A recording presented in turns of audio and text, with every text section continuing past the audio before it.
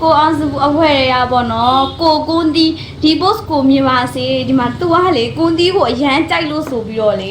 သူရဲ့လက်မှာတက်တူးထိုးလိုက်ပါပြီကွန်းတီမှကွန်းတီဖြစ်နေပါပြီအဲ့တော့ကြိုက်ရင်ပါဇက်ထဲမှာငုံထားလိုက်ပါလားဟိကဲလှန်ပြလိုက်ပါအကိုကိုဒီအရင်ချက်ပါအကိုကိုဒီပဲတော့လိုက်ခဲ့ပါမယ်ရှင်မရှိလေကိုကိုဒီလည်းအရင်အားပေးပါတယ်အရင်ချက်လို့ဆိုလည်းဒီတက်တကယ်ပဲတက်တူးထိုးရတာနော်သူရဲ့နာမည်လေးမပြနဲ့မပြနဲ့ surprise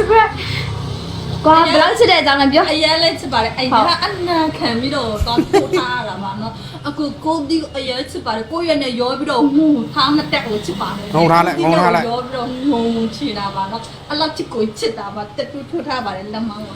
โอเคကဲဟုတ်ပါပြီကဲဒီမှာကြည့်လိုက်ပါအသားရပါတော့လေးရှိနေတယ်ကို